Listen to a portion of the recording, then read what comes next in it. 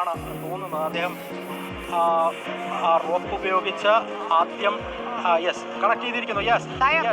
അതാ വാഹനത്തിന്റെ ടയർ ഭാഗം ഇപ്പോൾ ഹുക്ക് ചെയ്തിരിക്കുന്നു. അത് മുകൾ തട്ടിലേക്ക് എത്തിക്കാൻ കഴിഞ്ഞിരിക്കുന്നു എന്നുള്ളത് തന്നെയാണ്. നേരത്തെ ഈശ്വർ മൽപെ ഏതാണ്ട് 15 അടി താഴ്ചയിലേക്ക് പോയി അദ്ദേഹം നടത്തിയ നീക്കം, ആ നീക്കത്തിന്റെ ഏറ്റവും അവസാന ഒരു ഉത്തരം എന്നുള്ള നിലയിലേക്ക് ഒരു വാഹനത്തിന്റെ ടയർ ഭാഗം ഇപ്പോൾ കണ്ടെത്തിയിരിക്കുന്നു.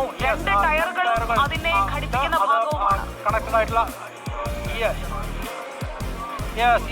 അതിന്റെ ഭാഗം കിട്ടിയിരിക്കുന്നു. പക്ഷേ ഇത് ഏത് വാഹനത്തിൻ്റെതാണ് എന്നുള്ളത് സംബന്ധിച്ച് നമുക്ക് വ്യക്തമായ ഒരു ഘട്ടത്തിൽ നൽകാൻ കഴിയുന്നില്ല. ട്രക്കിന്റെ ഭാഗങ്ങൾ ആണ് എന്നുള്ളത് സ്ഥിരീകരിക്കാം. പക്ഷേ അത് ഭാരത് ബെൻസിൻ്റെതാണ് എന്ന് നമുക്ക് സ്ഥിരീകരിക്കാൻ കഴിയുന്നില്ല. കാരണം നേരത്തെ തന്നെ ഒരു ഗ്യാസ് ടാങ്കറുമായി ബന്ധപ്പെട്ടുകൊണ്ട് അതിന്റെ ഭാഗങ്ങൾ ഈ ഗംഗാവലിയിലേക്ക്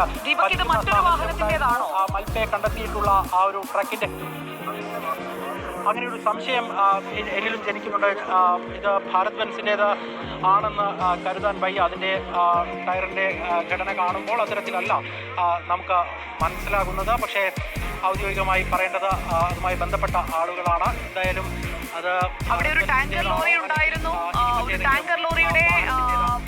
ടാങ്കർ ലോറിയുടെ നേരത്തെ നമ്മൾ കണ്ടത് അതിന്റെ ഒരു ഭാഗം മാത്രമാണ് ഒഴുകി വന്ന് അവർക്ക് പിടിച്ചു കയറ്റാൻ സാധിച്ചത്.